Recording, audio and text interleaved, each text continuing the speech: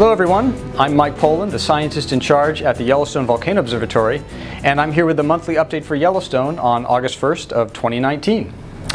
There's a lot of interest in Steamboat Geyser, of course, and as you might remember, June was a particularly spectacular month for eruptions.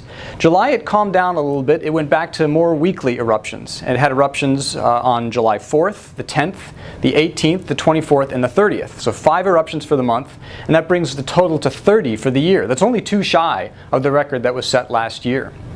Here you can see the July 30th eruption as recorded at the seismometer that's at the museum building in the Norris Geyser Basin. August is also an important anniversary for Yellowstone. 60 years ago, the 1959 Hebgen Lake earthquake occurred. That was on August 17th at about 11:37 at night local time, back in 1959. Here's a picture of the fault scarp that formed during that earthquake. And in fact, you can still visit that fault scarp today. Now, if you're interested in learning more about the Hebgen Lake earthquake, there are a series of public lectures and other events that are going to be held at the U.S. Forest Service Earthquake Lake Visitor Center. That's just about 27 miles or so to the northwest of the town of West Yellowstone in Montana. And there's going to be a couple of Yellowstone Volcano Observatory scientists speaking. On August 8th, at 3 p.m. local time, Dr. Mike Stickney, who's the Director of Earthquake Studies at the Montana Bureau of Mines and Geology, will be talking about the 1959 earthquake and its geology.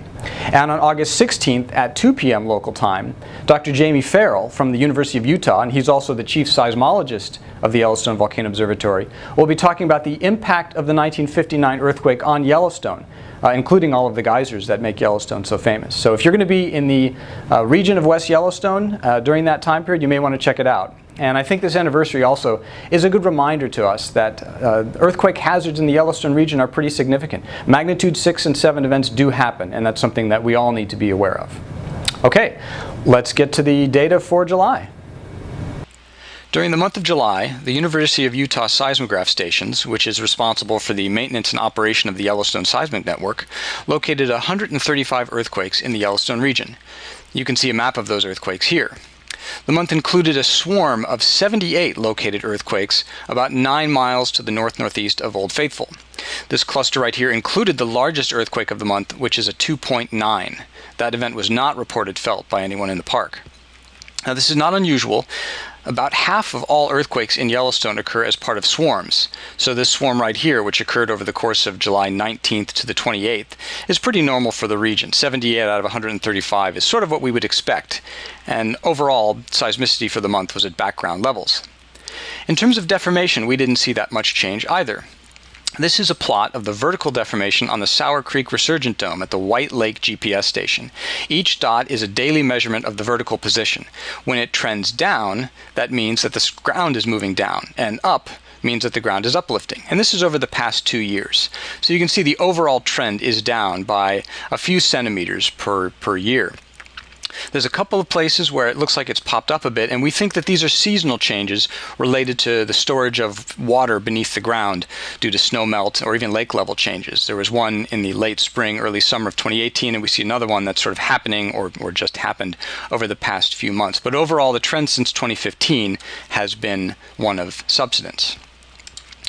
This is at the Old Faithful area, the OFW2 GPS site, over the same 2-year period, and again we see that same subsidence pattern, perhaps with a bit of a seasonal change over the last few months in spring of 2019.